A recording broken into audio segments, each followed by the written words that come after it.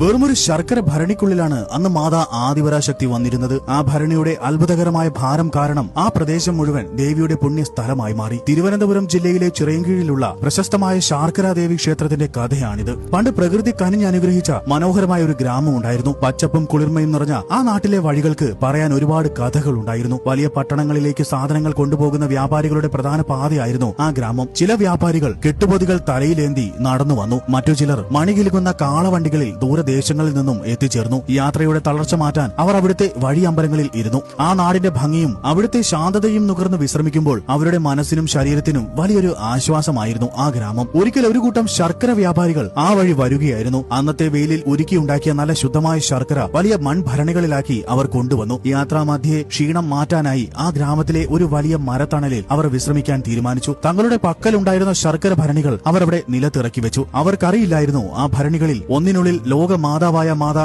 ആദിപരാശക്തി കുടികൊള്ളുന്നുണ്ടെന്ന്. വെറുമൊരു മൺപാത്രത്തെയല്ല, മറിച്ച് സാക്ഷാൽ ദേവിയെയാണ് തങ്ങൾ ചുമലിലേറ്റിയതെന്ന് ആ പാവം വ്യാപാരികൾ അറിഞ്ഞതേയില്ല. വിശ്രമം കഴിഞ്ഞ് യാത്ര തുടരാൻ നേരത്ത് വ്യാപാരികൾ ഓരോ ഭരണിയായി എടുത്തുയർത്തി. എന്നാൽ അതിലൊരു ഭരണി മാത്രം ആർക്കും ഉയർത്താൻ കഴിഞ്ഞിരുന്നില്ല. ഒരാൾ ശ്രമിച്ചു, പിന്നെ രണ്ടുപേർ കൂടി ശ്രമിച്ചു. ഒടുവിൽ ആ സംഘത്തിലെ എല്ലാവരും ചേർന്ന് വട്ടം കൂടി നിന്ന് ഉയർത്തിയിട്ടും ആ ഭരണി മണ്ണിൽ നിന്ന് ഒരു ഇഞ്ച് പോലും അനങ്ങിയതേയില്ല. ആ ഭരണിക്ക് പെട്ടെന്ന് ഇത്രയധികം ഭാരം എവിടെ നിന്ന് വന്നു എന്ന് അവർ അത്ഭുതപ്പെട്ടു. ശർക്കര മണ്ണിൽ ഒട്ടിപ്പിടിച്ചതാണോ എന്ന് പോലും അവർ സംശയിച്ചു പോയി. എന്നാൽ സത്യം അതല്ലായിരുന്നു. ആ മണ്ണ് ദേവിക്ക് അത്രമേൽ ഇഷ്ടമായിരുന്നു. ഞാൻ ഈ മണ്ണിലാണ് ഇരിക്കാൻ ആഗ്രഹിക്കുന്നത് എന്ന് മാതാ ആദിപരാശക്തിയുടെ തീരുമാനമായിരുന്നു ആ ഭാരം. വ്യാപാരികൾ എന്തു ചെയ്യണമെന്നറിയാതെ വിഷമിച്ചു നിൽക്കുമ്പോഴാണ് പ്രശസ്തനായ ശ്രീകൃഷ്ണ ഭക്തൻ വില്ലുമംഗലം സ്വാമിയാർ ആ വഴി വരുന്നത്. പരിഭ്രമിച്ചു നിൽക്കുന്ന വ്യാപാരികളെ കണ്ട് അദ്ദേഹം കാര്യം തിരക്കി. സ്വാമിയാർ തന്റെ ഉൾക്കണ്ണാൽ ആ ഭരണിയെ നോക്കി. പെട്ടെന്ന് അദ്ദേഹം തൊഴു കൈകളോടെ നിലത്ത് വീണു വന്നിച്ചു. സാധാരണക്കാർക്ക് വെറുമൊരു മൺപാത്രമായി തോന്നിയത് സ്വാമിയാർക്ക് ജ്വലിക്കുന്ന ചൈതന്യമായിട്ടാണ് അനുഭവപ്പെട്ടത്. അദ്ദേഹം പറഞ്ഞു, ഭക്തരെ, നിങ്ങൾ ഭാഗ്യവാന്മാരാണ്. ഈ ഭരണിയിൽ ഇരിക്കുന്നത് വെറുമൊരു മധുരമല്ല, മറിച്ച് ലോകത്തെ കാക്കുന്ന മാതാ